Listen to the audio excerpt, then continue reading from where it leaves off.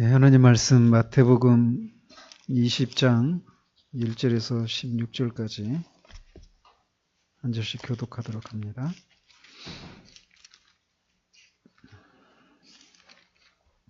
(20장) 1절에서 16절까지. 천국은 마치 품꾼을 얻어 포도원에 들여보내려고 이른 아침에 나간 집주인과 같으니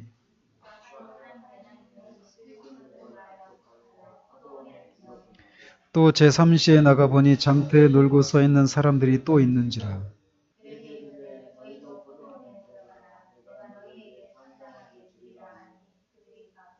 제6시와 제9시에 또 나가 그와 같이 하고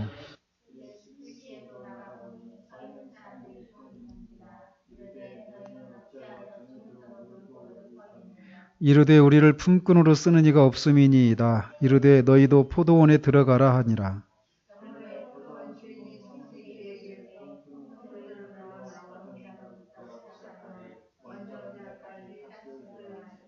제11시에 온 자들이 와서 한 데나리온씩을 받거늘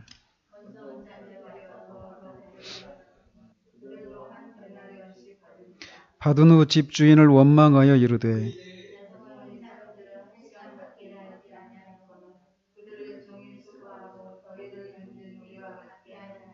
주인이 그 중에 한 사람에게 대답하여 이르되 친구여 내가 네게 잘못한 것이 없노라. 네가 나와 한 데나리온의 약속을 하지 아니하였느냐.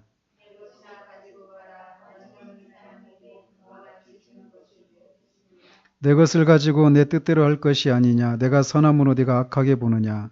이와 같이 나중된 자로서 먼저 되고 먼저 된 자로서 나중되리라. 아멘.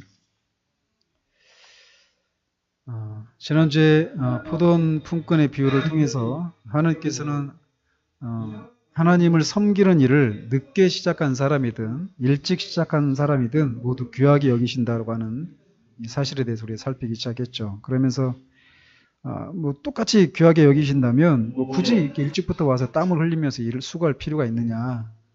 마음대로 살다가 죽기 직전에 예수님 믿고 천국 가는 것이 더 낫지 않을까 이렇게 생각할 수 있다.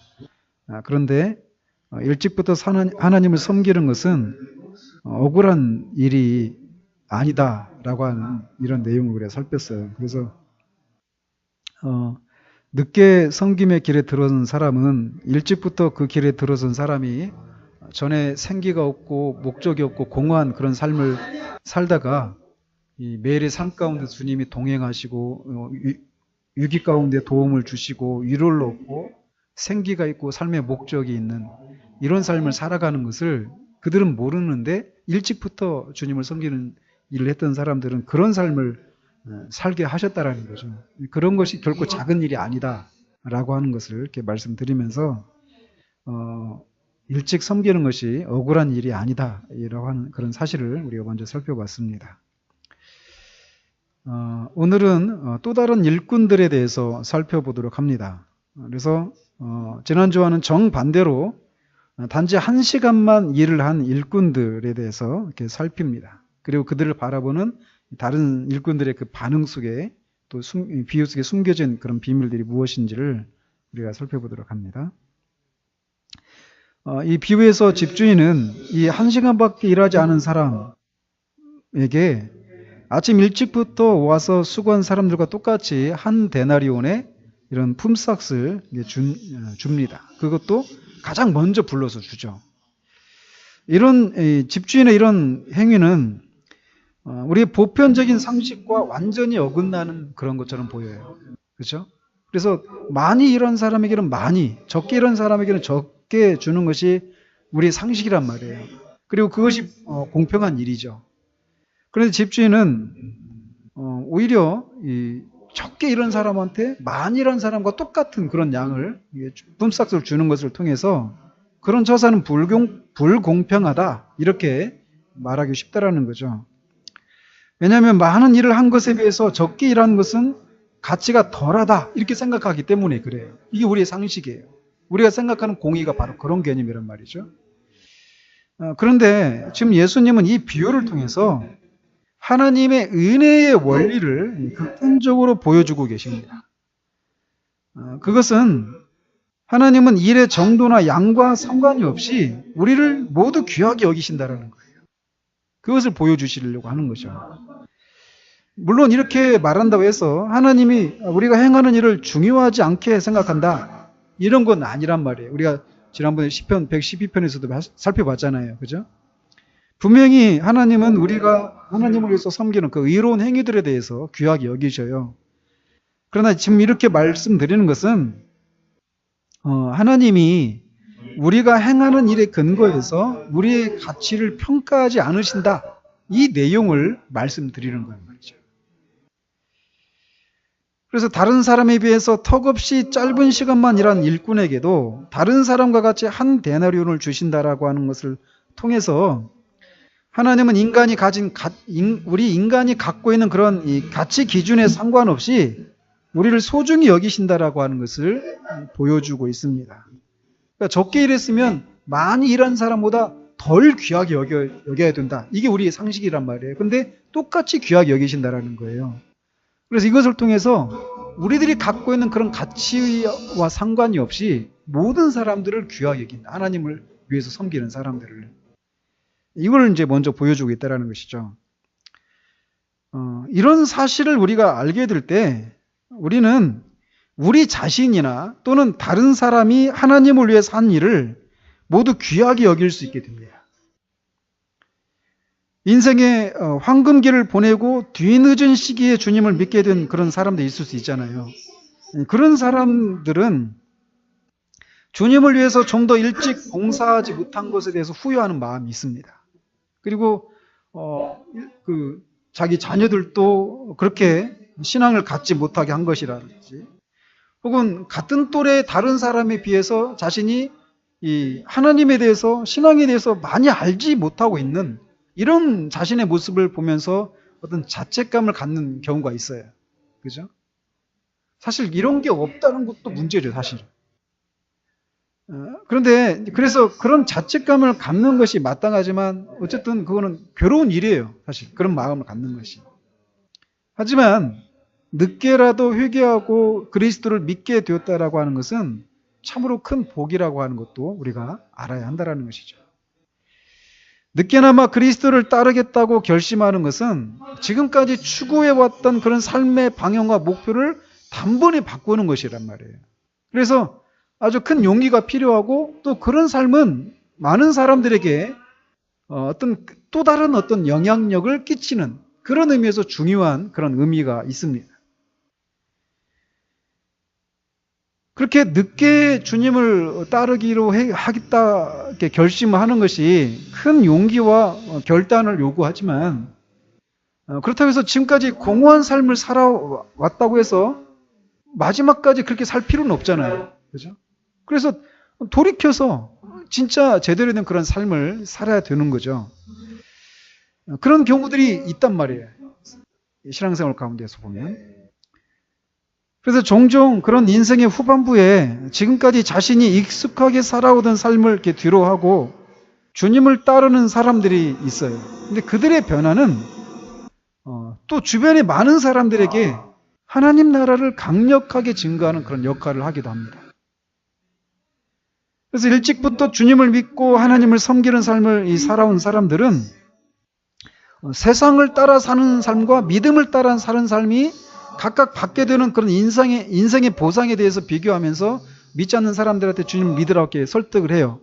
그런데 이런 식으로 나중에 뒤늦게 이렇게 믿게 된 사람들은 또 그들만이 또 겪는 그런 급격한 변화 속에서 오는 그런 경험들을 바탕으로 복음을 증거할 수 있기 때문에 큰 호소력을 가지기도 한단 말이죠. 그래서 우리가 그런 경우들이 있잖아요. 대부분 이렇게 늦게 이렇게 믿게 된 사람들은 대부분 막 일찍부터 주님을 이렇게 믿어오면서 자신이 언제 구원받은지조차 모르고 이렇게 신앙생활 하는 사람들에 비해서 어떤 하나님의 사랑이랄지 신앙에 대해서 막 더 분명하게 인식을 하고 더 많이 이렇게 누리는 것을 보게 됩니다. 근데 공통적으로 보면 이렇게 죄를 또 많이 지었어요, 다른 사람에 비해서. 그래서 일찍부터 어려서부터 이렇게 신앙생활 하는 사람들은 나도 저 사람처럼 죄를 지으면 저 사람이 누리는 그 큰 사랑을 누릴 수 있을까? 이렇게 생각하면서 그 사람에게 어떤 영적인 열등감을 느끼기도 합니다. 그런 경우 있죠. 그러나 다 부르심이 각각 일찍이냐 늦게냐 이런 차이가 있을 뿐이지 다 하나님께 다 나름대로 그런 쓰임이 있다라는 거예요. 그러니까 어떤 나는 일찍 부르심 받았으니까 더 하나님이 귀하게 여기고 또 늦게 했으니까 하나님이 나를 덜 귀하게 여기고 이런 것이 없다라는 거예요. 둘 다 귀하게 여기시고 둘 다 중요하다라는 겁니다. 그래서 이렇게 적은 일을 한 사람도 하나님이 귀하게 여기신다라고 하는 이 사실은 우리에게도 많은 위로를 줄 뿐만 아니라 다른 사람들이 하는 일을 바라보는 시각에도 영향을 줍니다.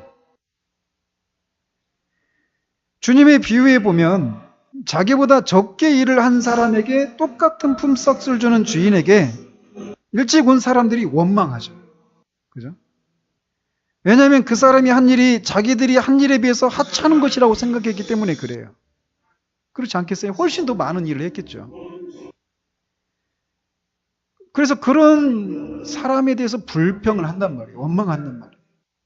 그런 것처럼 우리가 은혜가 무엇인지를 모르거나 또는 내가 은혜로 하나님께 하나님이 나를 받아주셨구나. 이 사실을 우리가 현재적으로 붙들고 있지 못할 때 우리보다 정통적이지 않은 그런 신앙을 갖고 또 우리만큼 선하지도 않고 우리만큼 수고나 봉사를 하지도 않았는데 또 우리만큼 어떤 재능을 가지고 있는 것 같지도 않은데 하나님으로부터 이런저런 복을 누리는 모습을 볼 때 우리가 시기하는 마음을 가질 수 있어요. 그리고 또 상대적으로 외로움을 느끼죠. 상대적으로. 나는 주님을 위해서 저 사람보다 훨씬 더 엄격하게 더 열심을 내고 이렇게 고생도 하고 그랬는데 저 사람은 별것도 없는데 왜 저 사람은 저렇게 복을 주고 나는 안 줄까? 이렇게 하면서 하나님을 향해서 원망하는 마음이 생길 수 있단 말이에요. 여기 이 사람들처럼 말이에요. 성경에 그런 경우들이 많죠. 그죠? 그 탕자의 비유에 나오는 그 큰아들도 마찬가지죠. 그런 경우들이 많아요. 그래서 이렇게 우울해지기도 하고 그렇단 말이죠.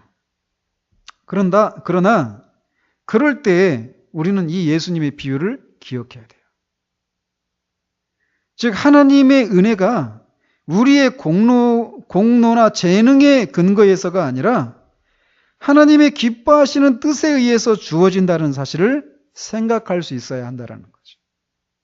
일찍 온 자나 늦게 온 자나 다 공이 하나님의 은혜로 하나님이 받아주셨다는 거예요.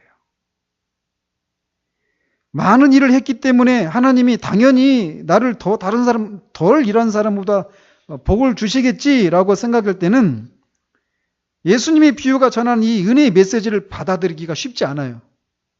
그렇지 않겠어요? 그렇지만 자신의 연약함과 실패를 깨닫고 스스로 나는 정말 하나님의 은혜를 받을 수 있는 자격이 없는 사람이구나 이런 생각을 할 때는 예수님의 비유에 나타난 대로 정말 하나님이 오직 은혜로 우리를 받으신다라고 하는 것이 큰 위로가 됩니다.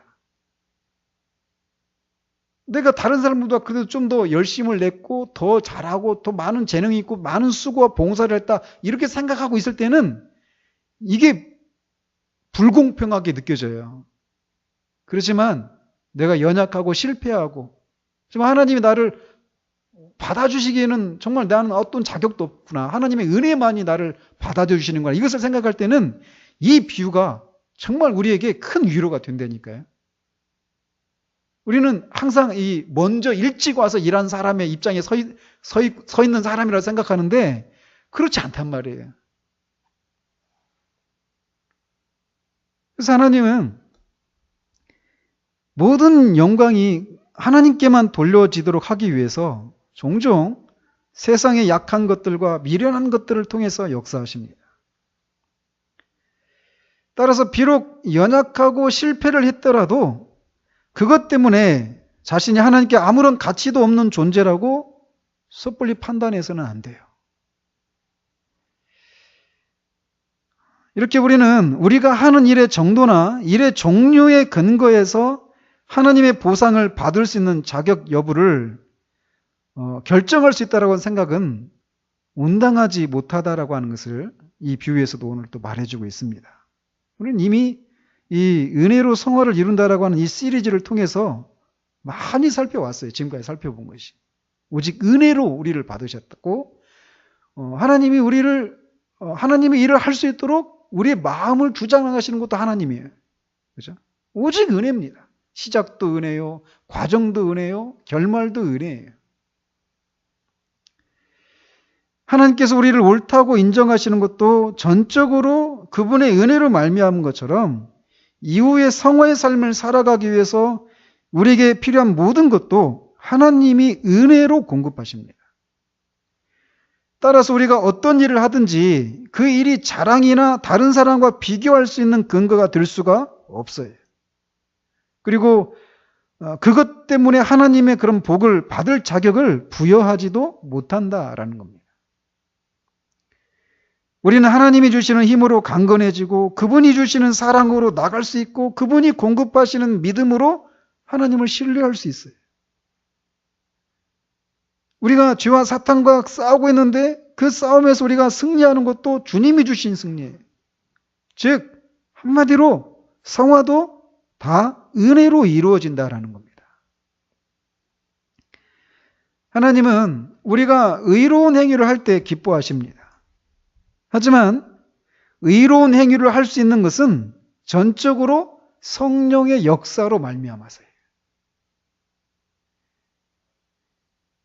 따라서 우리는 그것을 우리가 의로운 행위를 한 것을 공로로 내세울 수가 없다라는 거예요.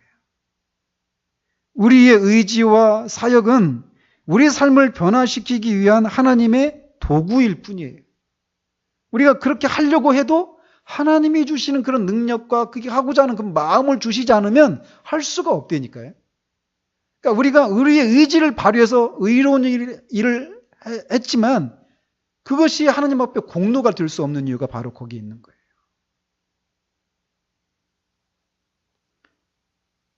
하나님은 우리의 의지와 행위를 사용해서 그분의 뜻을 이루어 가십니다.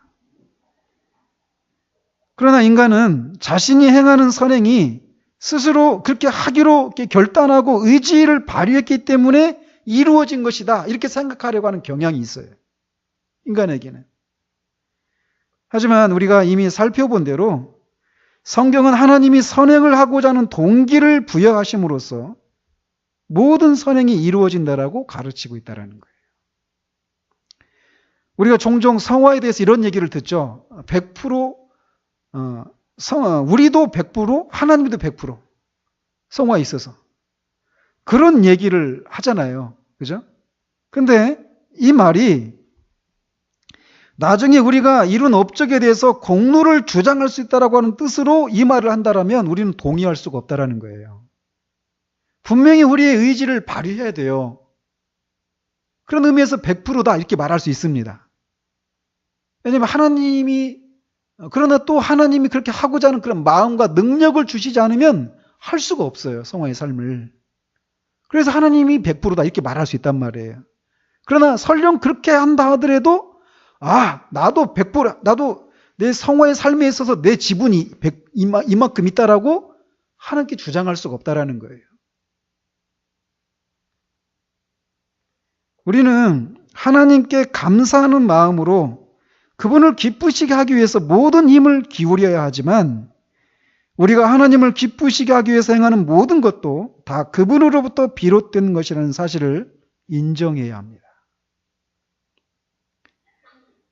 복종의 책임은 우리의 것이지만 의의 공로는 우리의 것이 아니라 하나님의 것이라는 거예요. 근데 언뜻 생각하면 이것이 불공평한 것처럼 보이잖아요. 그죠? 그러나 이것을 생각해야 된다는 거예요. 우리 죄가 그리스도의 죽음으로 용서받았다라고 하는 것을 생각하면 이것은 지극히 당연한 일이라는 거죠. 죄는 우리가 지었는데 형벌은 누가 받아요? 예수님이 받아요. 만약 그런 식으로 한다면 이것같이 불공평한 일이 어디 있어요? 그죠? 주님은 우리를 대신해서 죄책을 짊어지셨고 죄의 권세를 깨뜨리셨습니다. 이 사실에 대해 진심으로 감사하는 마음으로 주님을 섬길 때 주님은 우리의 행위가 아무리 미흡하더라도 그것을 기쁘게 받아주시고 그분이 요구하시는 그런 삶을 살 수 있는 힘을 주십니다.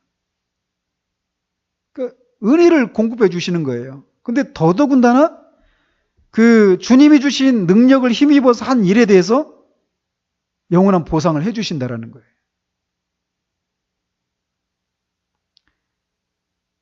그러니까 한켠에 인간의 책임이라고 하는 것 요소가 있어요. 또 한켠에는 하나님이 은혜를 주셔야 된다라고 하는 이런 하나님의 주권이라고 하는 한 영역이 있어요. 근데 인간의 책임을 말하면서 또 동시에 하나님의 주권을 얘기하는데 이 두 가지를 조화를 시킬 수가 없다라는 거예요. 이 땅에서는.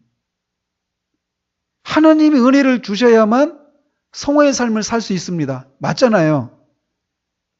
그래서 내가 성화의 삶을 살지 못한 것이 하나님이 나에게 은혜를 주시지 않았기 때문입니다라고 말하면 안 된다라는 거예요. 성경에서. 그래서 성화의 삶을 살지 못했을 때는 우리의 책임이라고 성경이 얘기한다라는 거예요. 그럼 뭡니까? 어떤 때는 우리의 책임이라고 하고 어떤 때는 하나님의 주권이라고 얘기하고 이 두 가지를 어떻게 조화시킬 수 있습니까? 우리는 못해요.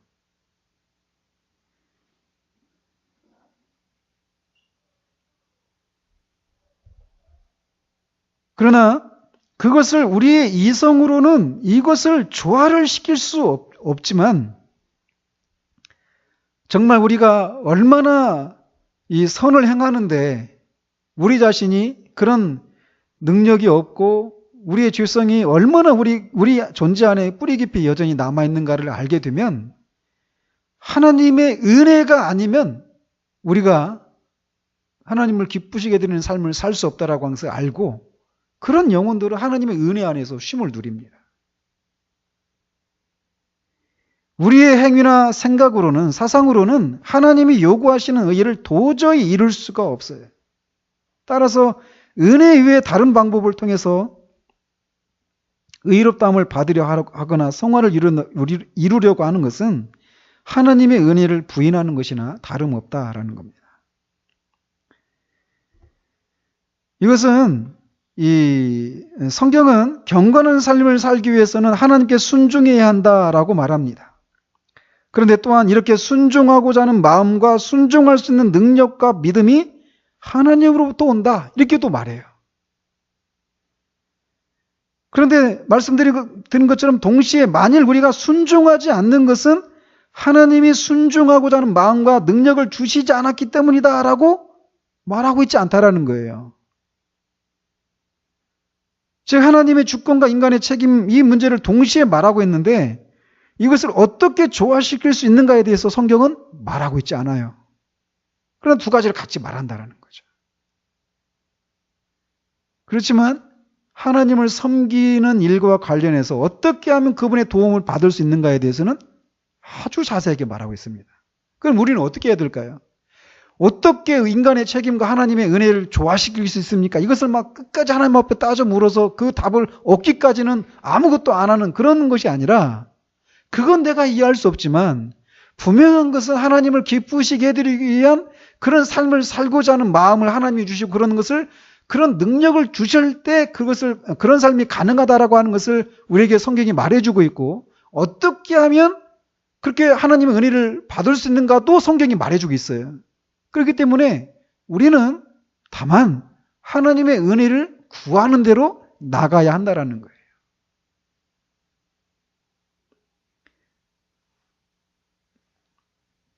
그래서 우리가 잘하면 누구 탓? 하나님의 은혜고, 그죠? 우리가 못하면 우리 탓이에요. 얼마나 불공평하게 들립니까? 지금 먼저 일찍 와서 일했던 사람이 갖고 있는 태도가 그런 거예요, 지금 마음에. 하지만 하나님이 우리가 지은 죄를 진짜 그야말로 정확하게 계산했다라면, 그래서 공평하게 우리를 처리하셨다면 우리는 벌써 정죄돼서 심판을 받고 말았을 거예요. 절대적인 공평을 주장한다면 우리는 사실상 죽어야 하죠. 그렇죠? 오직 하나님만이 우리를 영적으로 살아있게 하고 그분의 말씀에 복종하게 하십니다. 하나님이 주신 새로운 영적 생명을 통해서 우리는 죄의 속박에서 해방되어서 우리의 의지로 자유롭게 그분을 섬길 수 있어요. 섬길 수 있는 자유가 있습니다. 우리에게. 죄의 속박에서 해방되어서. 그렇지만 성령의 도움이 없이는 이 주어진 자유를 올바르게 사용할 수가 없어요. 결국 복종하지 않는 것은 인간의 책임이에요. 왜냐? 그게 살 수 있는 자유가 있으니까. 그 자유를 활용하지 않았기 때문에 복종하지 않은 것은 인간의 책임이에요. 그런데 복종하려면 하나님을 의지해야 돼요. 이것이 성화의 과정 가운데 일어나는 모습이라는 거죠. 근데 이것은 칭의에 관련해서 똑같이 적용이 됩니다. 즉, 죄를 인정하고 내가 죄인이고 구세주가 필요하다는 것을 고백하고 구세주를 믿는 것은 인간의 책임이죠. 그죠? 그렇다면 누가 우리로 하여금 내가 죄인이라는 것을 깨닫게 하고 구세주가 필요하고 구세주를 믿어야 된다고 하는 것을 깨닫게 합니까? 하나님이셔요. 특별히 성령 하나님. 그렇다면 사람이 죄인이라고 하는 것을 깨닫지 못하고 구세주를 믿지 않는 것은 하나님의 책임입니까? 아니란 말이에요.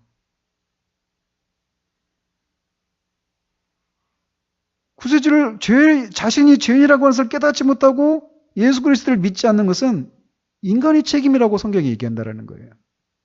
그럼 이걸 어떻게 조화시킬 수 있어요? 그것을 깨닫게 하시는 분이 성령님이신데 깨닫지 못해서 내가 믿지 않는다. 이 말이 성경이 또 옳지 않다고 말한단 말이에요. 인간의 책임과 하나님의 주권이라는 문제를 이 칭의의 과정에서도 우리는 조화시킬 수 없어요. 우리는 단지 모른다라고 말할 수밖에 없다라는 것이죠. 그래서 단지 우리에게 요구되는 것은 하나님의 은혜를 구할 뿐이에요. 하나님의 은혜를. 그거를 깨닫게 하시는, 그것을 믿게 하시는 하나님의 성령의 은혜를 구하는 것이죠.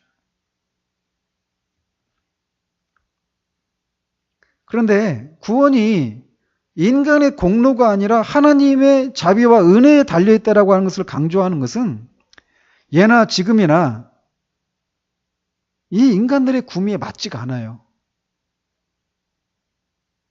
정말 맞지 않습니다. 하지만 기독교는 구원이 오직 하나님께 달려있다라고 하는 것이 인간이 그런 구미에 맞지 않는다고 하더라도 그것이 진리이기 때문에 그렇게 주장하지 않을 수 없다라는 거죠. 영적으로 갈급한 이들은 구원이 인간의 공로도 아니고 인간이 성취하는 일이나 실패하는 일에 좌우되지 않는다는 진리를 마음으로 깨닫게 됩니다. 성경은 하나님의 영원하고 무조건적인 자비를 일관되게 전하고 있어요. 하나님의 자비는 우리로 하여금 우리가 하나님을 기쁘시게 하고 성경이 요구하는 의무를 이행할 것을 요구합니다. 또한 하나님의 자비는 우리가 그분께 복종하고자 할 때 하나님이 필요한 모든 것을 공급해 주시고 실패할 때 우리를 용서해 주신다는 사실도 아울러 우리에게 알게 해줍니다. 그래서 칭의든 성화든 성경은 모든 것이 하나님의 자비에 달려있다고 분명히 대답하지만 하나님의 주권과 인간의 책임에 관한 문제를 어떻게 조화시킬까? 이것은 신비로 남겨놓고 있어요. 성경은 우리의 구원과 관련된 문제에 있어서는 명쾌한 해답을 제시하지만 그렇다고 해서 하나님의 일에 관한 모든 것을 다 밝히고 계시진 않아요. 특별히 하나님의 주권과 인간의 책임이라고 하는 영역에 대해서 말이에요. 성경은 내가 그리스도를 구세주로 고백해야 하는가? 또 내가 그리스도를 주님으로 알고 복종해야 하는가? 이렇게 묻는다면 당연히 그래야지 이렇게 말합니다. 성경은. 다시 말해서 믿고 복종하는 것이 인간의 책임인 것처럼 말해요. 그렇지만 나는 어디서 하나님이 요구하시는 것을 행할 수 있는 그런 마음의 동기와 힘을 얻는가? 이렇게 물으면 하나님이 그걸 공급해 주신다 이렇게 대답을 합니다. 그래서 이 두 가지 질문에 대해서 분명하게 대답하고 있어요, 성경은. 그렇지만 이 두 가지 대답이 어떻게 조화를 이루는가에 대해서는 신비로 남겨져 있어요. 우리는 이 신비 앞에 침묵하고 겸손해야 합니다. 하나님의 영역이에요.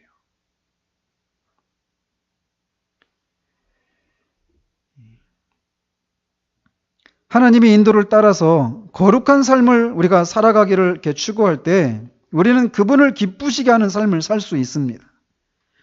하지만 우리가 행한 것을 하나님 앞에 내놓고 하나님, 제가 주님을 위해서 한 이 모든 것이 다 주님이 주신 능력으로 행한 것입니다. 내 안에 역사하는 주님의 뜻을 통해서 주님의 복을 알도록 허락해 주셔서 감사합니다 라고 고백해야 한다는 거예요. 내가 살았는데 내가 산 것이 나의 나됨으로 인해서 된 것이 아니라 하나님이 주시는 은혜로 된 것입니다라고 고백해야 한다는 거예요. 마지막 우리가 심판의 보좌 앞에 섰을 때든지 아니면 이 땅에서 그렇게 하나님의 뜻대로 살기 위해서 막 기도하는 그때든지 간에 하나님의 은혜를 깨달은 영혼은 결코 하나님 제가 한 것을 보십시오. 그러니 나한테 복을 주십시오. 이렇게 말하지 않는다는 거죠. 그러므로 하나님의 주권과 인간의 책임을 어떻게 조화시킬까를 이렇게 풀어보려고 시도하기보다 하나님의 자비를 깨닫게 될 때 우리는 우리 자신이 이룬 업적이 아니라 그분의 자비만을 기꺼이 의지하고자 하는 마음을 갖게 됩니다. 우리는 하나님이 누구인지를 알게 되면 비록 그분의 뜻을 다 헤아리지 못하는 그런 순간에도 하나님을 신뢰하고 옳고 선한 일을 행할 수 있습니다. 다 우리가 이해한 것만 우리가 할 수 있는 것은 아니란 말이에요. 그냥 하나님이 선하시고 사랑이 많으시고 자비로우신 분이시기 때문에 그분이 우리한테 명하시는 것은 다 선한 것이다 라고 하는 것을 믿고 그분을 신뢰하고 그것을 할 수 있고 또 해야 한다라는 거예요. 그리고 그런 마음으로 할 때 하나님은 필요한 은혜들을 공급해 주신다라는 겁니다.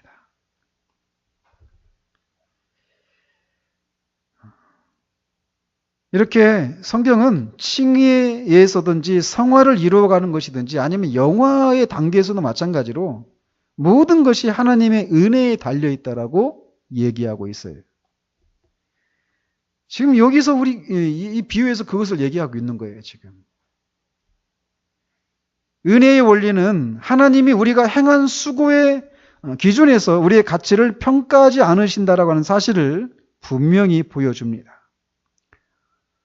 심지어 우리가 하나님의 뜻에 반대되는 행위를 한다고 해도 하나님은 그것 때문에 우리를 미워하지 않아요. 이 어마어마한 일이에요. 얘기예요, 사실은. 다시 한번 말씀드릴게요. 은혜의 원리는 하나님이 우리가 행한 것에 따라서 우리 자신의 가치를 평가하지 않는다라고 하는 것을 보여주고 있어요. 근데 이것은 심지어 우리가 하나님의 뜻에 반대되는 일을 할 때조차도 우리의 가치를 그런 행위에 대해서 행위를 가지고 판단하지 않는다라는 거예요.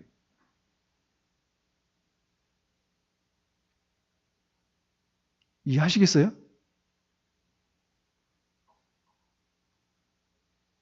그것 때문에 하나님 우리를 미워하지 않아요.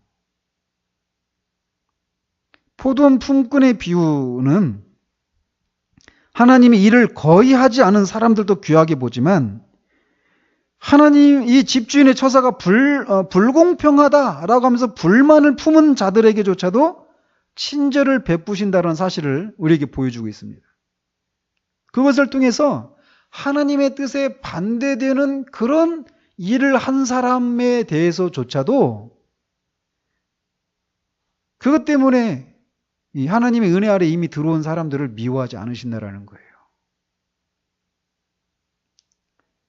맨 먼저 고용된 일꾼들은 주인이 맨 나중에 고용된 그런 사람들을 관대하게 대한 것에 대해서 불평을 가졌죠. 자, 그렇게 했을 때 집주인이 그 불평하는 사람들에게 어떻게 대했습니까? 13절 보면 친구요, 내가 네게 잘못한 것이 없노라. 네가 나와 한 데나리온의 약속을 하지 아니하느냐. 이렇게 말합니다. 즉, 이 집주인은 처음에 약속한 대로 그들에게 품삯을 주었기 때문에 조금도 불공평한 일을 행하지 않았다라는 거죠. 집주인은 나중에 온 일꾼들에게 관대하게 대했을 뿐 아니라 자신을 비판하는 사람들을 향해서도 미워하지 않고 친구로 대해요. 친구요. 집주인은 그들에게도 자비로운 마음을 가지고 있다라는 거예요. 하나님의 이 은혜의 원리를 깨닫지 못하고 이 불평하고 있는 그들을 향해서도 미워하는, 적대하는 이런 마음이 아니라 친구라고 여기고 있다라는 거예요.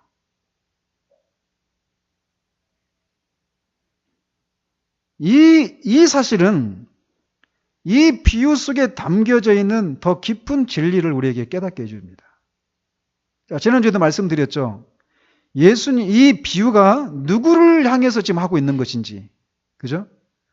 부자 청년이 왔다가 갔잖아요. 너무 재산이 많아서.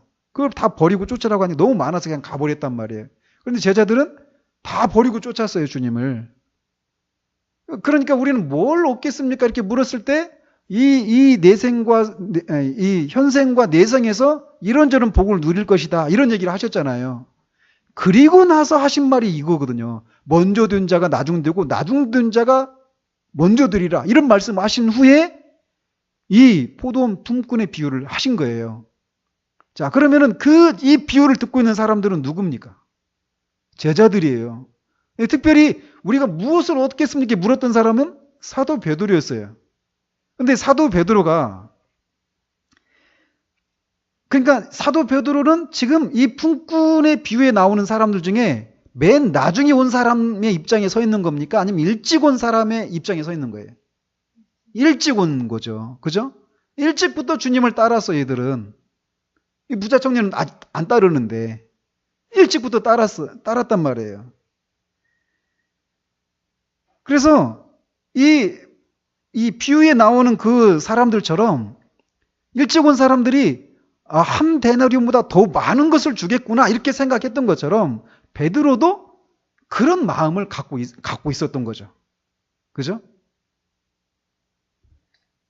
그래서 이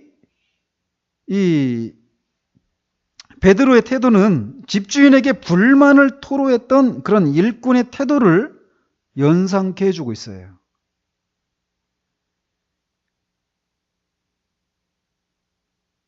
그런데 이 베드로에게 주님이 이렇게 말씀하시는 거예요. 나중된 자로서 먼저 되고 먼저 된 자가 나중된다. 이런 얘기 들었을 때 베드로가 기뻐했을까요? 불쾌했을까요? 아마 그건 너무 불공평해요. 이렇게 얘기했을 거예요. 베드로는. 그렇지 않겠어요? 그러니까 베드로의 그 관점은 이 하나님의 은혜의 원리를 온전히 지금 깨닫고 있지 못한 거예요. 그러니까 나중에 온 사람이 자신보다 훨씬 더 일을 적게 했는데 똑같이 대우해 주니까, 귀하게 여겨주시니까 그게 불공평한 거예요. 최소한 그 사람보다는 더 나은 대우를 해줘야 된다. 이런 생각을 갖고 있었던 거죠. 즉 하나님의 은혜의 원리는 우리가 한 행동에 의해서 우리 자신의 가치를 매기지 않는다라는 거예요.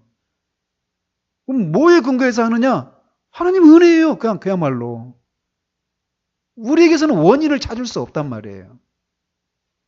근데 그것을 베드로는 지금 이해를 못하고 있는 거예요. 그러니까 그건 불공평합니다. 이렇게 말하는 그런 입장에 서 있는 베드로예요, 지금. 그런데 이 비유가 베드로에게 얼마나 나중에 큰 위로가 되는 그런 비유였을까를 한번 생각해 보자라는 거예요. 우리는 알잖아요. 이 마태복음 21장에 예수님이 예루살렘에 들어가십니다. 그리고 거기서 우리가 어떤 일이 벌어지는지 알죠. 그죠? 예수님은 이제 십자가에서 죽으시죠. 근데 잡히시던 날 밤에 베드로가 3번이나 주님을 모른다라고 부인한단 말이에요.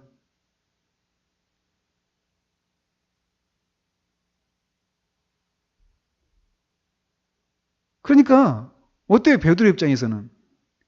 지금까지 내가 일찍부터 주님을 따르기 위해서 모든 것을 버리고 주님을 따랐습니다.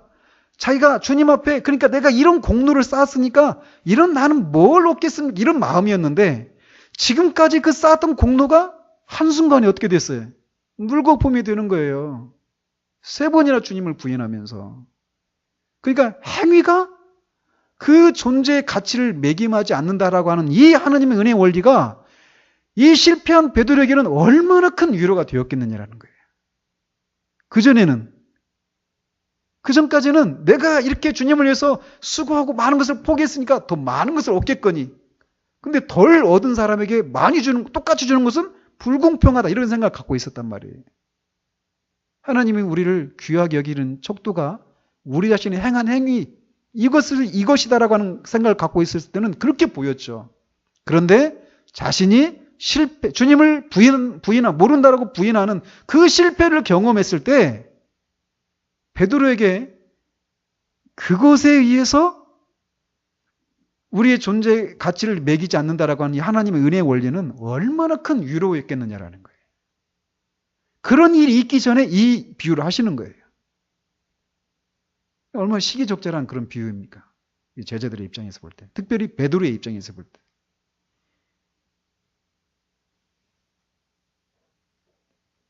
만약 행위에 의해서 하나님의 축복을 받는 것이 결정된다면 진짜 이런 어마어마한 죄를 저지른 베드로는 어디로 갈 수 있을까요? 일찍 선택을 받았다라고 하는 모든 특권에도 불구하고 베드로는 예수님께 실로 돌이킬 수 없는 큰 죄를 지었습니다. 이런 점에서 베드로가 이런 죄를 범하기 직전에 친구여, 내가 관대하다고 해서 불평하지 말라라고 말했던 이 집주인의 이 일화는 베드로에게 이 예화가, 이 비유가 베드로에게 얼마나 시기적절한 그런 비유였겠는가라는 거죠. 내가 관대하다고 해서 불평하지 말라. 주님이 관대한 것이 말할 수, 그것만이 베드로에게 유일한 소망이고 위로가 되지 않았겠어요? 그 순간에. 자신의 실패를 경험했을 때. 그래서 제가 실패 속에 빛나는 하나님의 은혜라고 말하는 거예요.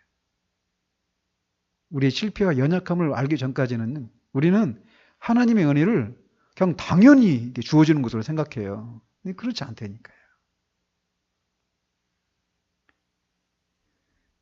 그래서 하나님의 은혜는 어떻게 생각하면 불공평하게 보일 수도 있어요. 그죠? 그렇지만 사실상 하나님의 은혜는 정말 말할 수 없는 위로요, 소망이 됩니다. 우리는 종종 거룩한 삶을 살려고 마음에 결심을 하고 노력을 합니다. 그래서 막 더 베풀고 막 세상을 사랑하지 않고 주님이 막 이끄시는 대로 어디든지 따라가겠다라고 하면서 막 애를 씁니다. 그렇지만 어느 순간 이런 것들에 실패하고 베드로처럼, 어떻게 보면 어떤 면에서 베드로처럼 그렇게 주님을 배반하고 세상을 향하는 그런 일들이 종종 있어요. 그래서 우리에게 주어진 특권과 더 잘해보고 싶은 욕망에도 불구하고 그런 실패를 거듭하게 될 때 우리는 낙심하기 쉽고 이런 나를 하나님이 과연 받아주실까라고 하는 생각에 사로잡히기도 합니다. 그래서 그런 자책감이 몰려드는 순간 우리는 이 비유에 나타난 관대한 집주인의 모습을 떠올려야 합니다. 그 집주인은 우리의 행위의 근거에 우리를 인정하지 않으십니다.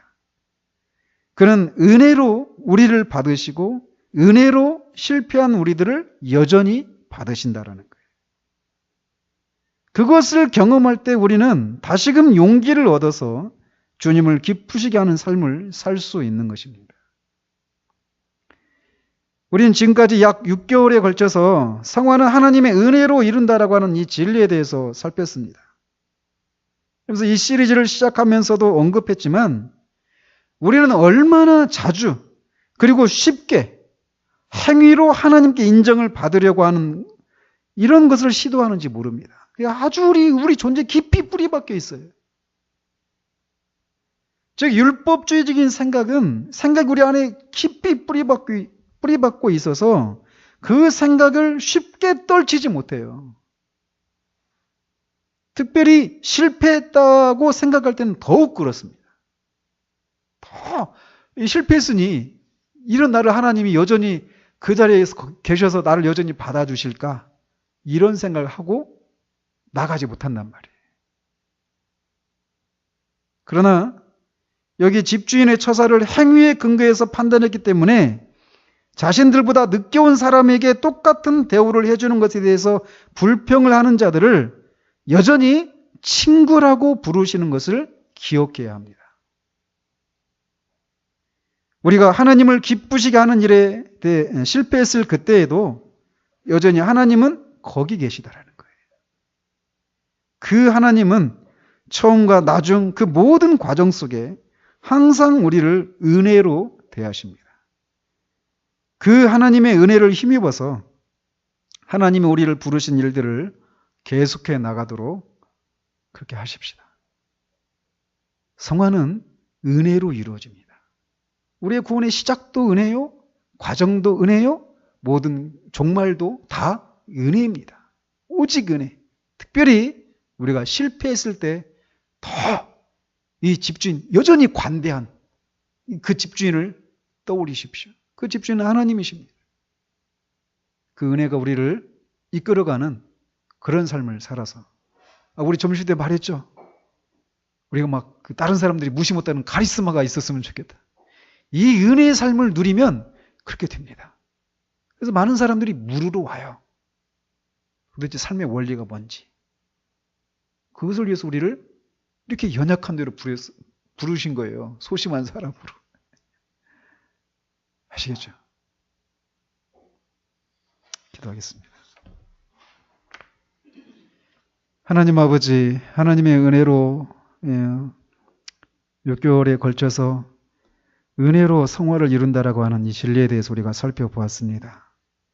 하나님, 우리가 말씀을 들을 때는 그렇구나 라고 하면서 하나님의 은혜가 우리에게 정말 위로가 되고 우리가 정말 하나님의 은혜만을 붙들어야 되는구나 라고 하는 것을 생각하다가도 특별히 우리가 실패했을 때 얼마나 우리는 쉽게 정말 이런 실패한 나를 하나님이 받아주실까 라고 하는 생각을 얼마나 쉽게 떠올리는지 모릅니다.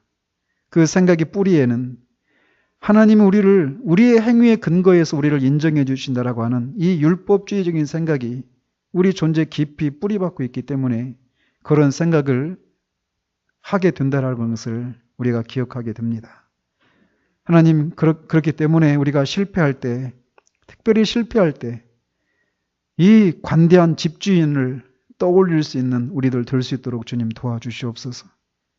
행위에 의해서 우리의 가치를 매기고 인정해 주시는 것이 아니라 은혜로 우리의 존재를 인정해 주시는 그 관대한 하나님이 우리의 하나님 아버지이심을 기억하게 하셔서 거기 계신 하나님을 향하여서 우리가 나아가 우리의 죄를 정직하게, 우리의 실패를 정직하게 고백하고 또 하나님이 주시는 그 힘을 힘입어서 하나님을 기쁘시게 되는 삶을 용기 있게 계속해서 해나가는 그런 우리들 될 수 있도록 주님 도와주시옵소서. 그런 삶을 하루, 한 주, 한 달, 1년, 10년 해나간 후에 언젠가 주님이 주님 계신 곳으로 우리를 부르실 때 돌아보며 내 모든 인생의 걸음이 하나님의 은혜였음을 고백하고 우리의 뒤를 따라올 많은 믿음의 후배들에게도 하나님의 은혜가 내 삶을 여기까지 이끌어오게 되었다라고 간증할 수 있는 우리들 될 수 있도록 주님 도와주시옵소서. 예수 그리스도 이름으로 기도합니다. 아멘.